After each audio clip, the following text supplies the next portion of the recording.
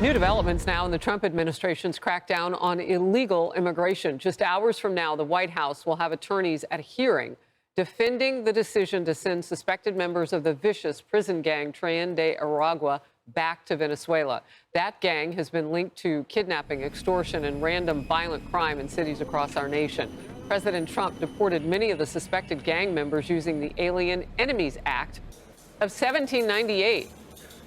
But as those flights were in the air, Obama-appointed Judge James Boasberg blocked the president's move and ordered the plane be turned around.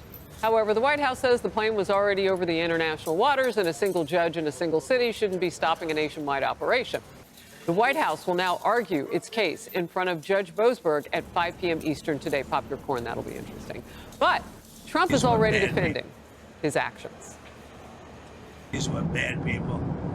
That was a bad group of, as I say, hombres. It's a time of war because Biden allowed millions of people, many of them criminals, many of them at the highest level.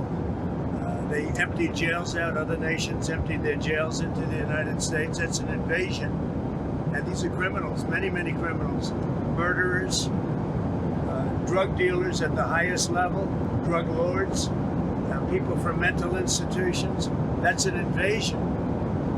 They invaded our country. So this isn't, in that sense, this is war.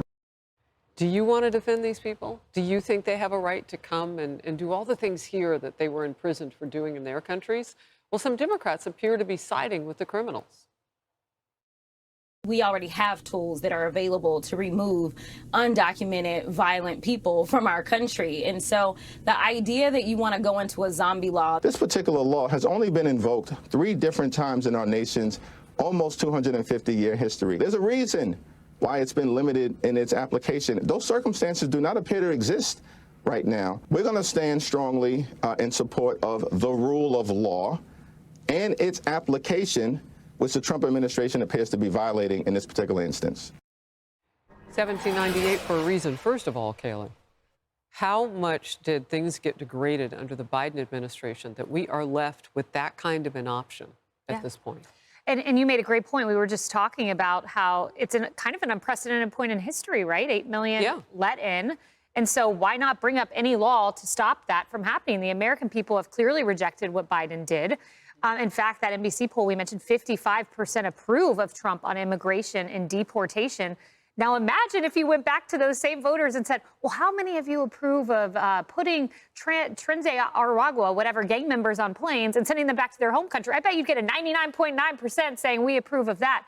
This judge, though, interestingly, Josh Gerstein at Politico, looked at when this flight took off, and apparently it was during a 40-minute break before the judge issued the order. So indeed, these members were in flight when the order was issued. And also the written order, Wall Street Journal points out, leaves out the order for mid-flights to turn around. So I think the administration's on pretty firm footing here. Emily. Well, and they were over, according to Caroline Levitt, they were over international waters. So even if they say turn around, that was while they were still over U.S. territory. So even if they argue that, technically they were past it. I want to point out a few things. First is that a law is a law, meaning that just because one is scarcely used or hasn't been used for a while, it has the same import and the same veracity and the same teeth as any other law. So when we have these lawmakers talk about tools that are available, the reality is that many of the tools have been rendered impotent because of activist judges or activist sanctuary city mayors. So I'm not sure if what they were alluding to, for example, is the whole section, that huge chapter we've talked about before, that delineates quite clearly that, yes, aliens that have engaged in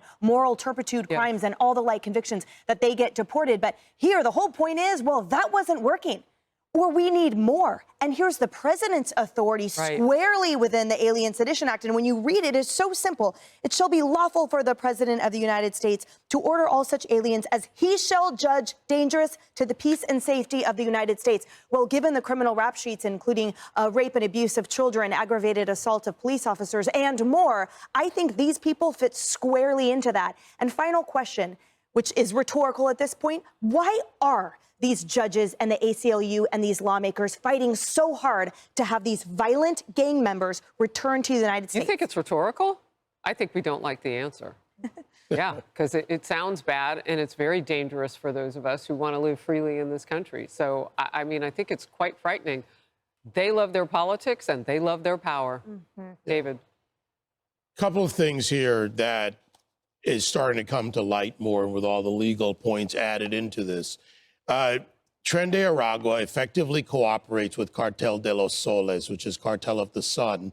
They're a Maduro-sponsored, it actually began under Chavez, Maduro-sponsored narco-terrorist organization, well established. So they are working with a designated dictatorial systems cartel that is, think in terms of the Iran mullahs and the IRGC, the action arm that trains, and they work in concert. So that brings in the part of this designation as an FTO as well. A couple other things on this plane. 101 of the 261 were removed by Title VIII. So those were legal orders of removal. So this judge is actually countering an already played out process. It's been adjudicated. That order's been given. The rhetorical question is answered by the simple fact that these are people that want to harm the country, and they don't care about you being any American who is a victim of this crime, including illegal aliens who are the constant victims of their crimes when they traffic them and use them in many ways, whether in sex trafficking, drug trafficking, or other activities. So far, we've heard three of you poke holes in the legal argument, which tells me the ACLU and others acting on behalf of TDA terrorists could just be potentially agents of chaos. What they want to do is slow down Trump. And I think it's also worth looking at the specific plaintiffs who are at the heart of this ruling by Judge Boasberg. There are 5 of them, 5 Venezuelan illegals that the ACLU is representing. I went back and read the court filings, and here are how some of them are described. One is referred to just as WGH, has, quote, been identified as a Tren de Aragua gang associate, but is not a technical member of the gang, according to the ACLU. Very convincing. Another plaintiff, JGG, is just covered to head to toe in tattoos that look a whole lot like those associated with Tren de my Aragua. goodness, okay. But it was just because he, quote, wanted to cover a monkey tattoo that he no longer liked. And on and on and on. Now, I'll let you be convinced. I'm not a legal mind. I'll let Emily and Kaylee do the legal reasoning here.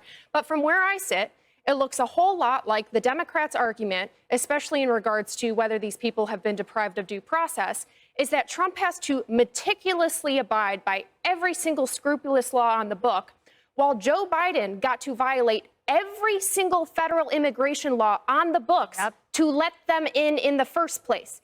That seems like an extremely discordant and very hypocritical response. Just from where I'm sitting. I'll give you a quick example. So Senator Daines of the great state of Montana was on with me last hour. He said at the end of the day, he learned 6 of those who were rounded up were in Bozeman.